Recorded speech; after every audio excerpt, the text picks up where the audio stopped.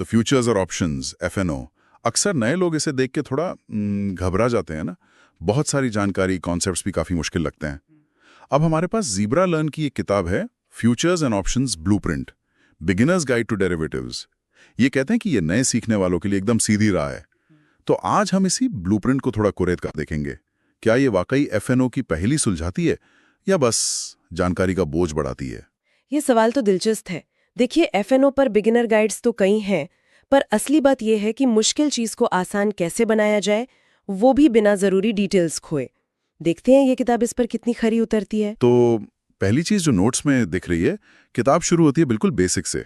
Futures क्या हैं, options कैसे काम करते हैं, ये सब। हाँ, ये तो जरूरी है ही किसी भी शुरुआती गाइड के लिए।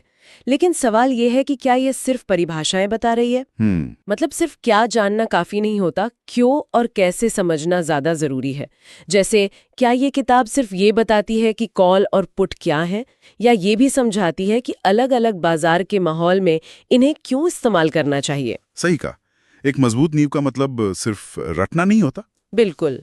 अच्छा, नोट्स ये भी कहते हैं कि किताब में ऑप्शन चेन, ओपन इंटरेस्ट और हाँ, सबसे खास ग्रीक्स जैसे डेल्टा, थीटा, वेगा, इन सबको भी कवर किया गया है। ओ, ग्रीक्स? हाँ, और कहा गया है कि इन्हें सरल उदाहरणों और चित्रों से समझाया है।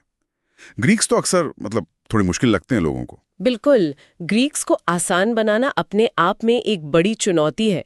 जैसे डेल्टा है, वो बताता है कि स्टॉक प्राइस बदलने पर ऑप्शन प्राइस कितना बदलेगा। अब ये समझना रिस्क मैनेजमेंट के लिए कितना जरूरी है। हाँ, ये तो है। या फिर थीटा, मतलब टाइम डीके, समय के साथ ऑप्शन की वैल्यू कैसे घटती है, ये जानना सिर्फ किताबी ज्ञान नहीं है। असल ट्रेडिंग में लॉस से बचने के लिए ये समझना पड़ता है। क्या किताब इनके प्रैक्टिकल असर को ठीक से समझा पाई है? ये देखना होगा। सरलता अच्छी है, पर ऐसा ना हो कि जरूरत से ज्यादा आसान बनाने में अहम बातें ही छूट जाएं। सही बात। अब आते हैं इसके प्रैक्टिकल हिस्से पर।